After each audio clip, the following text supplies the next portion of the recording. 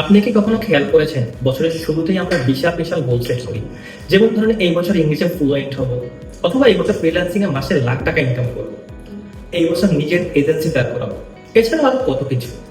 কিন্তু ফেব্রুয়ারি মাস আসতে না আসতেই সব প্ল্যান কোথায় যেন হারিয়েছে, তাই না? আর তখন আমরা নিজেদেরকেই ব্লেমটা দেওয়া শুরু করি, ভাবি আমাদের মধ্যে ডিসিপ্লিন নাই, আমার মতো মোটিভেশন নাই।